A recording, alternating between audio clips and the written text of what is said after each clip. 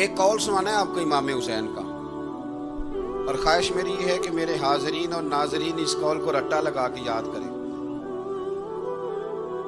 اس قول کو انشاءاللہ۔ یہ قول جو امام حسین کا ہے نا جی، یہ جس دن مجھے ملا تھا نا تو میں نے بھی رٹا لگا کے یاد کیا تھا، اور میرے پاس جتنی ڈائریاں ہیں شاید میں نے سب میں لکھا ہے۔ امام علی مقام رضی اللہ تعالیٰ عنہ فرماتے تھے، اللہ کی رضا کے لیے کسی شخص کی ایک حاجت پوری کر دینا 1 مہینہ مسجد میں اعتکاف کرنے سے زیادہ درجہ رکھتا ہے۔ ایک بندے کی ایک حاجت پوری کر دینا 1 مہینہ پورا مسجد میں اعتکاف کرنے سے زیادہ درجہ رکھتا ہے۔ خدا کے بندے تو ہیں ہزاروں، اور بنوں میں پھرتے ہیں مارے مارے، میں اس کا بندہ بنوں گا جس کو خدا کے بندوں سے پیار ہوگا۔ کسی بندے کی ایک حاجت پوری کرنا 1 مہینہ اعتکاف میں بیٹھنے سے زیادہ افضل ہے۔ اسی لیے تو میرے حبیب کریم علیہ السلام نے فرمایا، تو رب کے بندوں کی حاجتیں پوری کرنے میں لگ جا، رب تیری حاجتیں پوری فرما دے گا۔ امام علی مقام فرماتے تھے، ایک حاجت کسی کی پوری کرو۔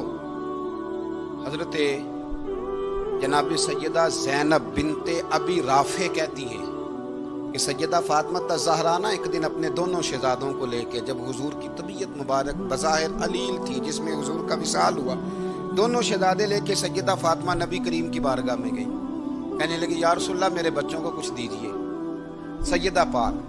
تو حضور اٹھ کے بیٹھ گئے، اس کندھے سے امام حسن کو لگایا اور اس سے امام حسین کو لگایا، اور فرمایا فاطمہ یہ جو میرا حسن ہے نا اس کو میں اپنی ہیبت اور سرداری دیتا ہوں، اور فرمایا یہ جو میرا حسین ہے نا حسین کو میں اپنی جرت اور سخاوت دیتا ہوں، میرا حسین جرت مند ہوگا اور سخی ہوگا۔ داتا گانج بخش علی حجویری، امام الاولیاء سید الاصفیاء، داتا صاحب کشف المعجوب میں فرماتے ہیں ایک دن نا امام حسین کے پاس ایک شخص آیا بڑی دور سے کچھ مانگنے کا، حضور کچھ دیجئے۔ وہ شخص کہتا ہے کہ میرا ظرف یہ تھا کہ 4-5 دینار ملیں گے۔ تو امام حسین فرمانے لگے تھوڑی دیر بیٹھ جا، رزق آ رہا ہے۔ تو امام حسین کو حکومت وقت کی طرف سے نا 5 تھیلیاں ملی، جس میں ایک تھیلی میں 500 اشرفیاں تھیں۔ 5 تھیلیاں آئیں، لیکن اس کو آنے میں نا ذرا دیر ہو گئی۔ وہ 5 تھیلیاں جب آئی نا تو امام حسین اس کی طرف 5 تھیلیاں بڑھا کے نا، ذرا دیکھنا میری طرف غور سے، 5 تھیلیاں بڑھا کے نا تو فرمانے لگے میاں جتنا تجھے انتظار کرایا نا اتنی ہم تیری حاجت پوری نہیں کر سکے۔ تو یہ نہ محسوس کرنا کہ حسین کے دروازے پہ بیٹھا بھی رہا ہوں تو ملا کیا ہے، یہ نہ محسوس کرنا۔ وہ شخص کہتا ہے جب میں نے وہ تھیلیاں کھولی اور پھر میری نظر امام حسین پہ پڑی تو میرے اندر سے آواز آئی، اگر حسین ابن علی اتنے سخی ہیں تو محمد عربی کتنے سخی ہو۔ اگر یہ معیار ان کا ہے، ان کا یہ معیار ہے، اور خود بھیک دیں خود ہی کہیں منگتے کا بھلا ہو، خود کہنے لگے جتنا انتظار کرایا ہے اتنی تیری مدد کر سکے۔ یہ سخاوت کا معیار تھا، یہ طریقہ تھا۔ ایک دفعہ سیدنا امام حسین رضی اللہ تعالیٰ عنہ کے گھر کے اندر نا 5000 دینار آئے، مسجد میں تھے، آپ کو 5000 دینار ملے تو امام زین العابدین کہتے ہیں کہ مسجد سے لے کر گھر آنے تک امام حسین نے 5 کے 5000 اللہ کے رستے میں خیرات کر دی۔ فرماتے میں نے کہا ابا جی 5 دینار کی گھر میں ضرورت تھی، مالاں والے سخی نہیں ہوندے تے سخیاں کل مال نہیں ہوندا، ایتھے اوتھے دوویں جہانی سخی کنگال نہیں ہوندا۔ کہا ابا جی 5 دینار کی گھر میں ضرورت تھی، تو کہتے ہیں مجھے فرمانے لگے بیٹا یہ جن کو میں نے دیا ہے نا یہ گھر کے لیے ہی دیا ہے، یہ گھر کے لیے ہی دیا ہے، جن کو دیا ہے تمہارا کیا خیال ہے، یہ باہر خرچ ہوا ہے، یہ گھر کے لیے ہی ہے۔ اس لیے کہ جب انسان دوسروں پر شفقت کرتا ہے تو اللہ اس کے گھر پہ رحمت فرماتا ہے۔ امام حسین کے مزاج میں پہلی بات میں نے ذوق عبادت کی عرض کی، دوسری بات عرض کر رہا ہوں کہ صحابہ حضرت اسامہ بن زید بڑے پیارے ہیں میرے نبی کریم کے، بڑے پیارے۔ حضرت اسامہ بن زید کے بارے میں سیدہ عائشہ صدیقہ فرماتی ہیں ان کے ناک سے اگر ریٹھ نکلتی تھی تو اللہ کے رسول اپنے دست مبارک سے صاف کر دیتے تھے، اور سرکار فرماتے تھے کہ اگر اسامہ لڑکی ہوتا نا، ان کے غلام کے بیٹے تھے حضرت زید بن عمرو، اگر یہ لڑکی ہوتا میں اسے زیور پہناتا۔ بڑے پیارے تھے، لیکن جب ان کا آخری وقت آیا نا تو 60,000 دینار کا قرضہ تھا۔ رشتہ داروں سے کہا، دوستوں سے کہا، یاروں سے کہا पर कर्ज अदा नहीं हो रहा था। हज़रत उसामा बिन ज़ैद कहते हैं बड़ा परेशान था। जब हद हो गई ना तो हज़रत उसामा बिन ज़ैद फरमाने लगे, जाओ कोई हुसैन इब्न अली को खबर करो, उनसे कहो मैं ना गुलाम हूँ आपके नाना का, मकरूज दुनिया से चला गया तो क्या बनेगा। इमाम हुसैन को खबर मिली तो दौड़े आए।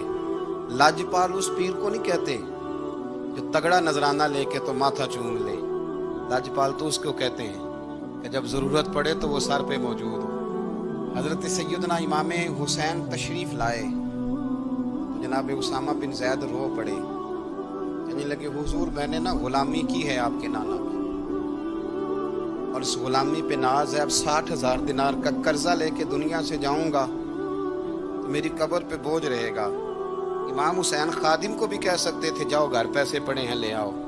इमाम हुसैन खुद गए, चादर ओढ़ के तो उसकी ओट में बुक्कल में 60,000 दिनार छुपा के लाए और जनाब उसामा बिन ज़ैद के सामने रख के कहने लगे, उसामा यार पैसे रात को ही आए थे, मैं सोच रहा था मुझे तो जरूरत नहीं, अल्लाह ने किसका नसीब मेरे घर में भेज दिया, मुझे तो हाजत ही नहीं थी, अब पता चला पैसे तेरे थे। अल्लाह ने हुसैन की ड्यूटी लगाई है कि जा जाके दे आ। हज़रत उसामा बिन ज़ैद रो पड़े, फरमाने लगे अल्लाह आपको बेहतरीन सिला अता फरमाए। ये मेयार था। और फिर तीसरी बात ये कि दिल के बड़े साफ थे। दिल बदस्तावर के हज अकबर अस्त, आज हजारा काबा यक दिल बेतरस्त।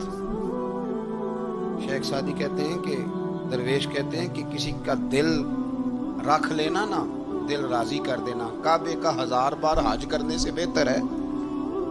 दिल बदस्तावर के हज अकबर अस्त, किसी का दिल राजी करना हज अकबर है।